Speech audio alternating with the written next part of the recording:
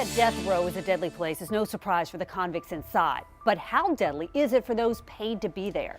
Corrections officers in general have a life expectancy that's 16 years shorter than the national average, and new research shows their suicide rate is triple that of the general population. And a Jacksonville man says that was nearly his fate after almost a decade working behind bars in the most doomed category of prisons. First Coast News' Julia Janae has his story. I felt evil in that place. People closest to me had no idea what was going on with me. I didn't know what was going on.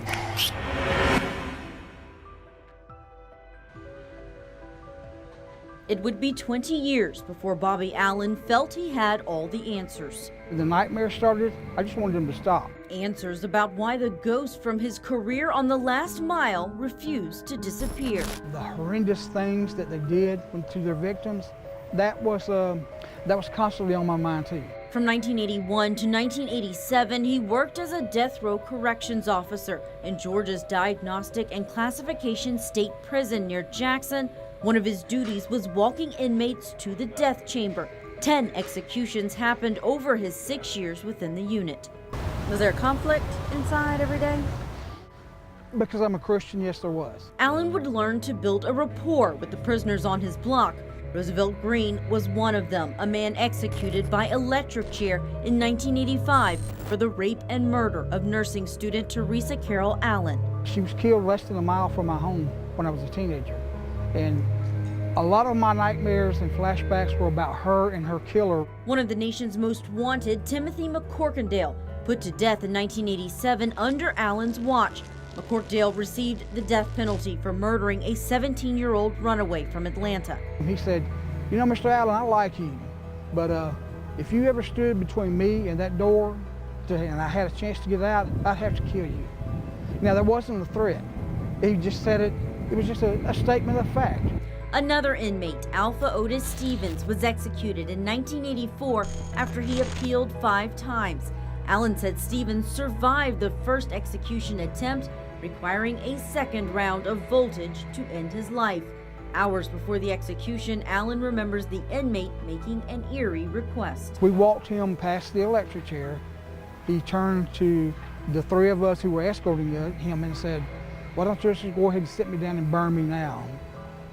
And that was quite an impact on my heart as a Christian, but as a professional officer, I knew I had a job to do, so it was,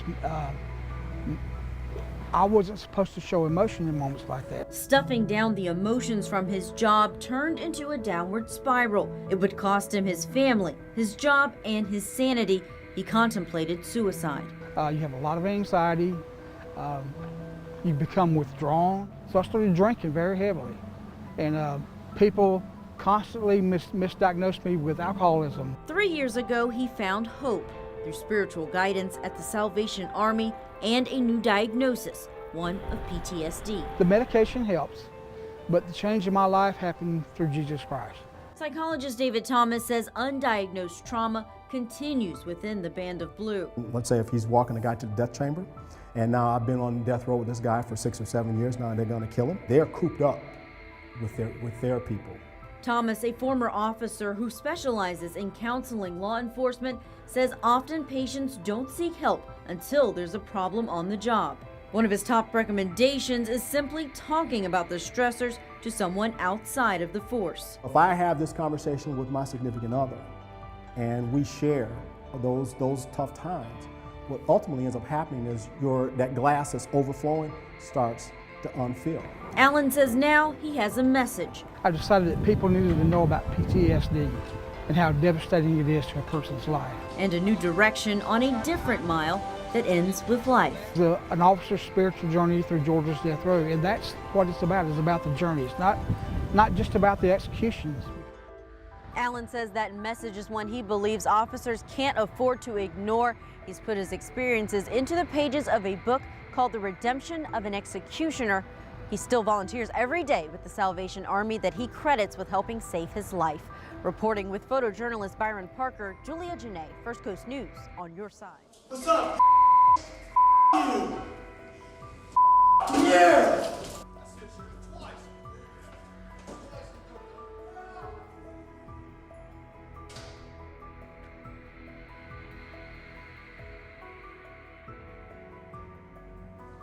What's up? You. Yeah.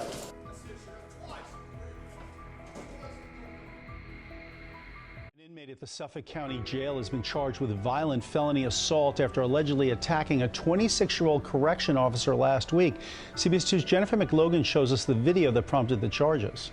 Inmate Stephen Reed running free toward an unauthorized catwalk jailhouse tier shortly after attacking a correction officer inside the Suffolk County Jail in Riverhead. 1 punch, 2 punch, 3 punches.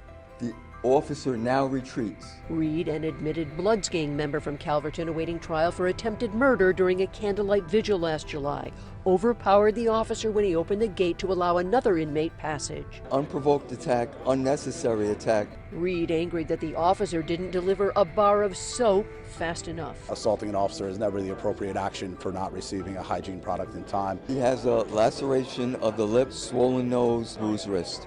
Is he back at work yet? He is not back at work yet. He's still getting treatment. The sheriff's going public following social media posts from the inmate's mother claiming her son was attacked by guards and she would sue. Clearly by the videotape, you see he did everything in his power to be calm, cool, restrained. He took some blows from this individual. As instructed, the officer used pepper spray to subdue Reed. Later, he was tased, checked, and released by medical staff. All of this is documented and evidentiary. It's unclear if he was trying to reach his own brother. Ironically, Reed's brother, who is in for murder, was on the other side of the tier. According to the CDC, officers and staff members inside jails face unique health and safety risks, from exposure to infectious diseases and illicit drugs to mental health anguish and workplace violence. They are unarmed amongst folks who are charged with very violent offenses. The sheriff plans to seek a transfer for Reed and his brother while they await trial. The assault and response is being reviewed by Internal Affairs. In Riverhead, Long Island, Jennifer McLogan, CBS 2 News.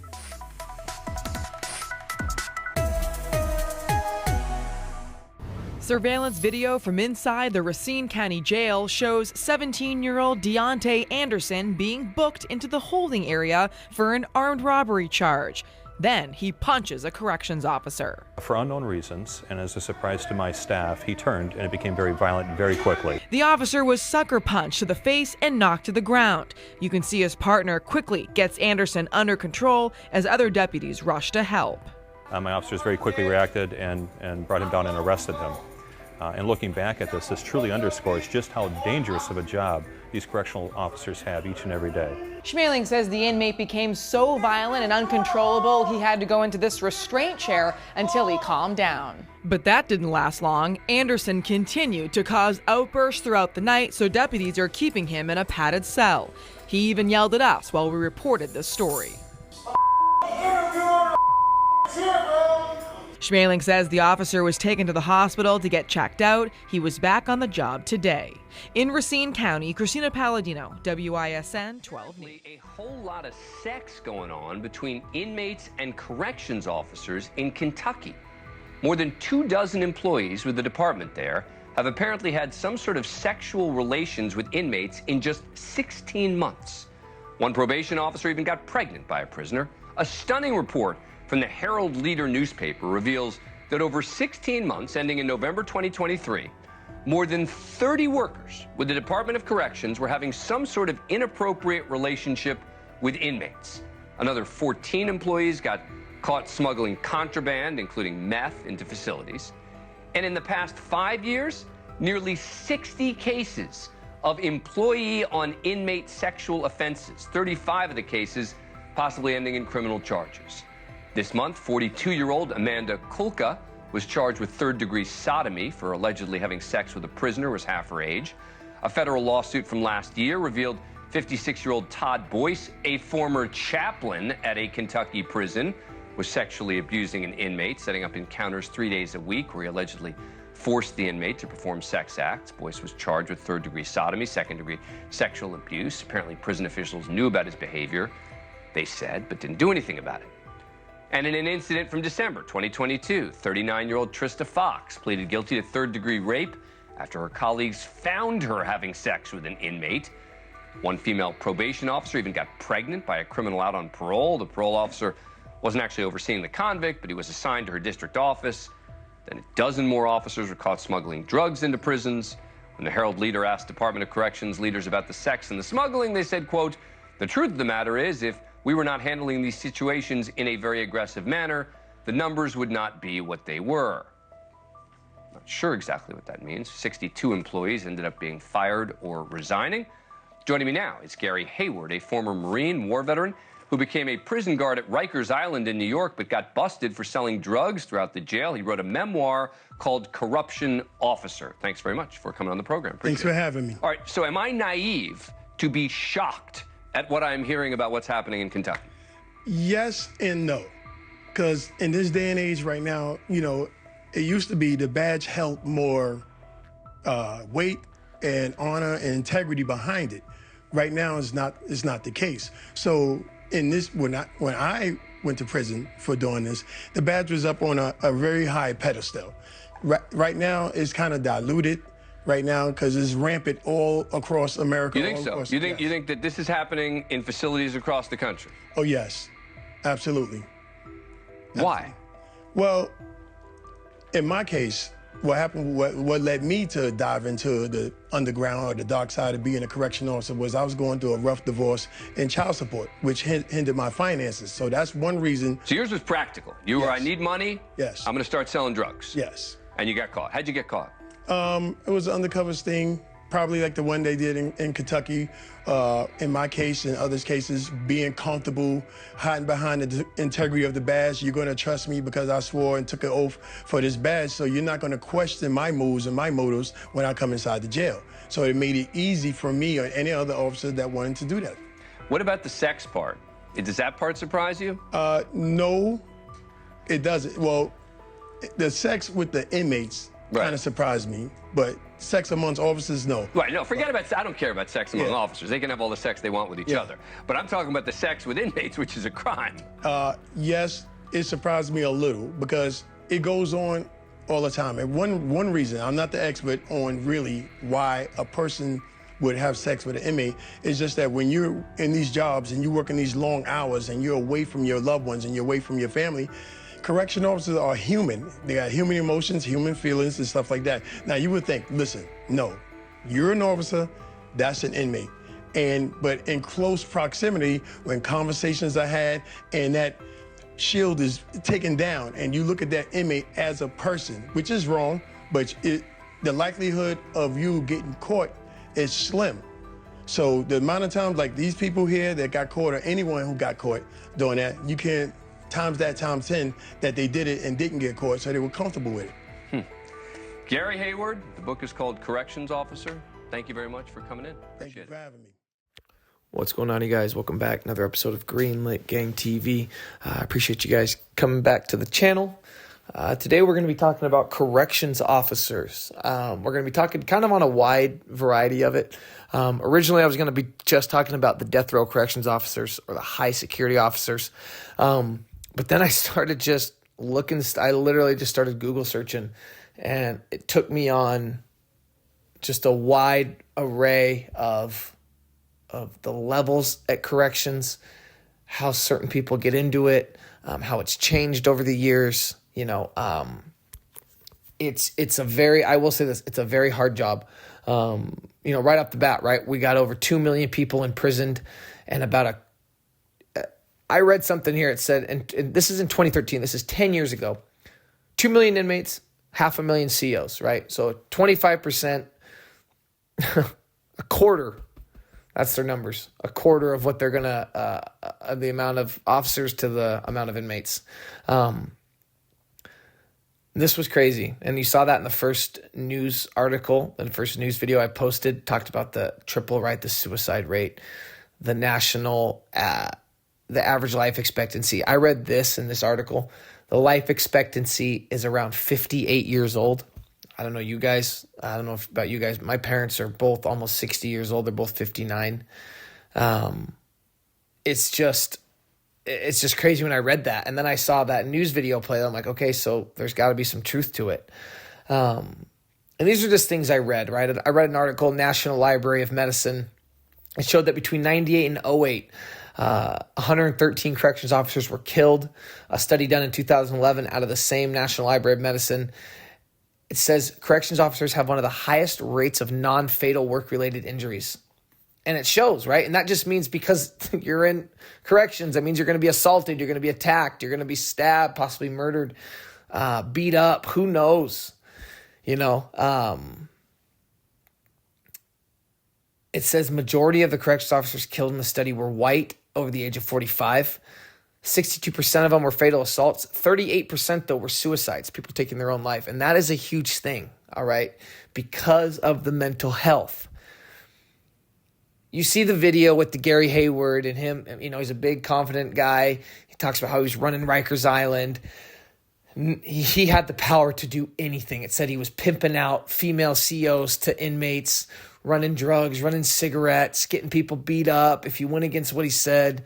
He's kind of laughs about, how he got caught and talks about how the officers in Kentucky were selling sex, doing the same thing. But a lot of these guys, he got arrested. He did his time, right? But he's a guy that's on the news. You see him on his YouTube channel. He portrays, and I'm not saying he portrays, he is who he is, right? I'm sure he's a tough guy.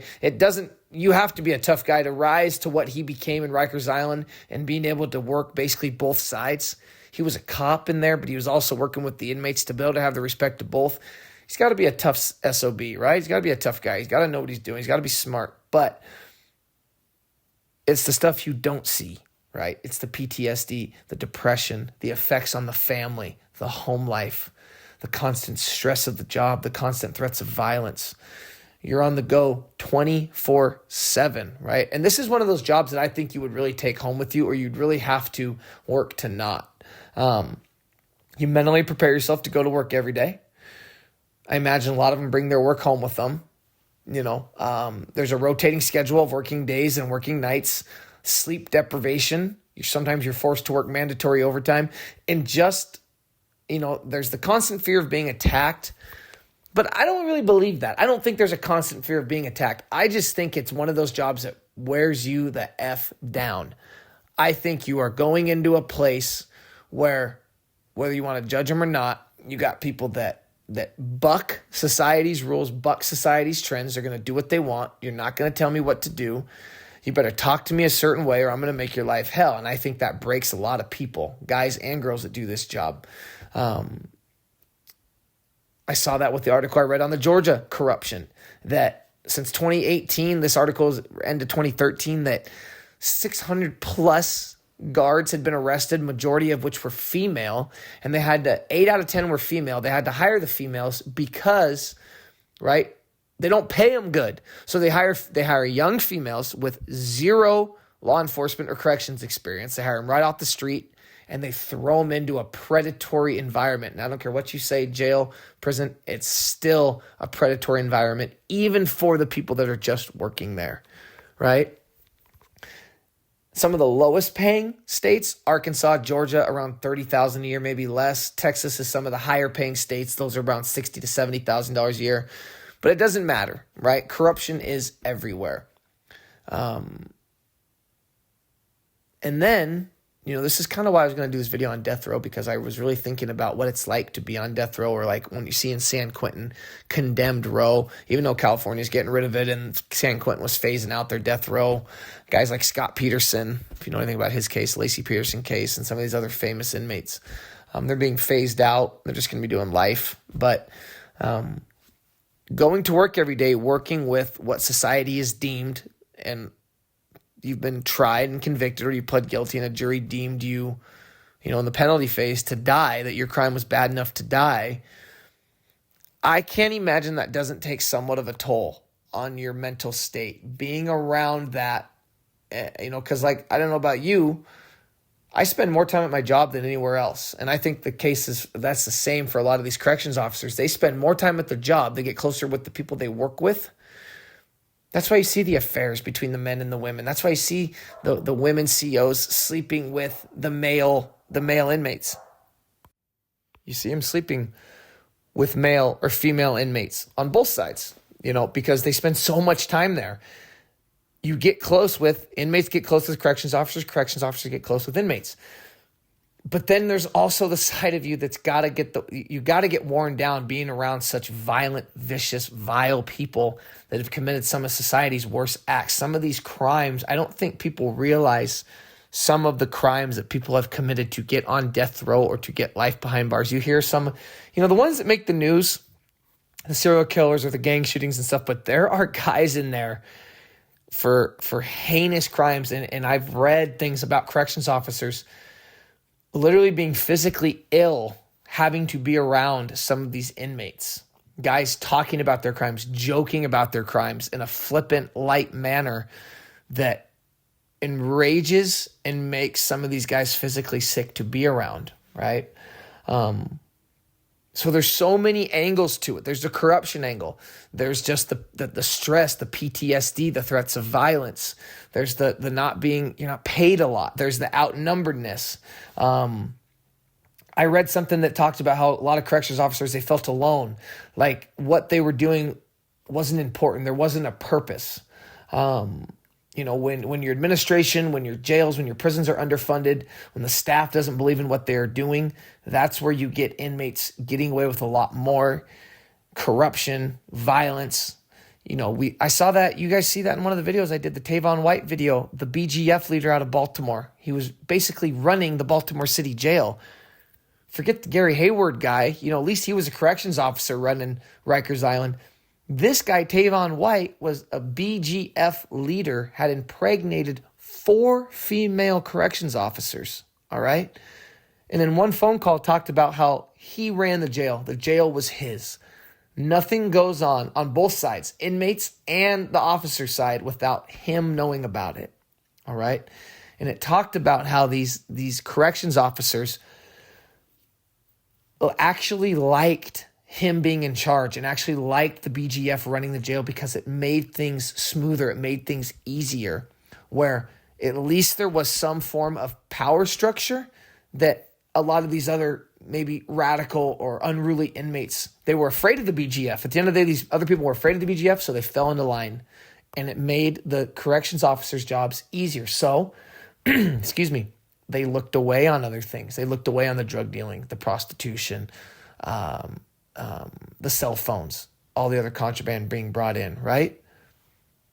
They looked away. It made their jobs easier. People just want to go home at the end of the night. They just want to go home to their families. They want to get paid. They want to go home. You talk about getting paid, picture going into a new job, right? Rikers Island. You go in there with the best intentions. You want to do well. You're young. Maybe you want to be a cop someday. Maybe you want to, you've got big dreams. You've come from a family. And this guy Hayward, right, who we just watched in this last interview on the last video I posted, the news video, and he's your boss. And he's the guy that's got the ticket, the golden ticket to your future. And you find out that this guy is as corrupt and as bad as any of the inmates. But he's your boss. He's your future. What are you going to do? You going to fall in line? A lot of us would say, nope, I'd report him, I'd leave. Well, I put that one picture up of the California corrections officer, the guy in his 50s that reported corruption, basically told on his fellow workers. He killed himself. He committed suicide. It's not that easy, man. It's not that easy. There's so many layers to it. I do think a lot about the,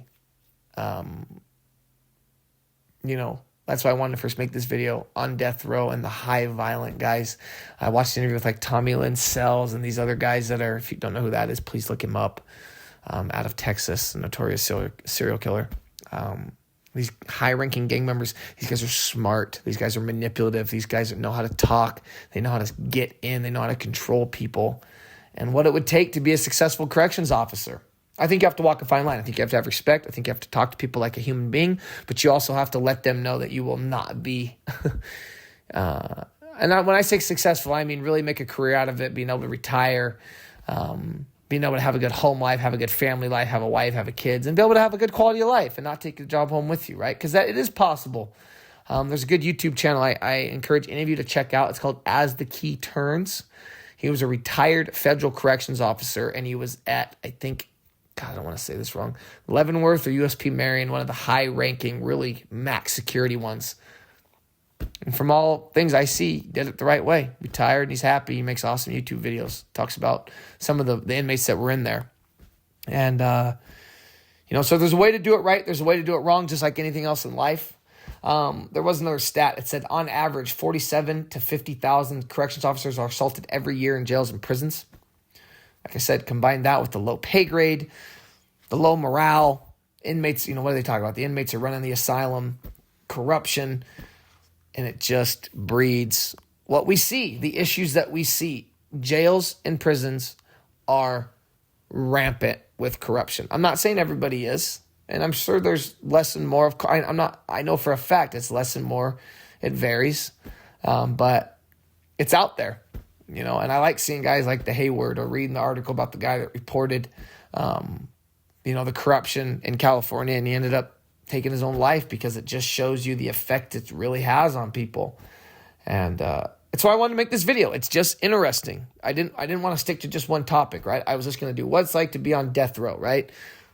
Well, then it took me off on all these different things. And that's why I like to talk about a wide variety of things. That's why I put a wide variety of news clippings up. You see the one guy getting headbutted? I mean, god damn. Imagine you're just trying to get that guy into court and he comes out cussing and screaming and boom, catch one. So anyway, I appreciate you guys checking out this video. Next one's going to be a little bit more to what you're used to. But I like making stuff about what I like to talk about. So anyway, have a good day.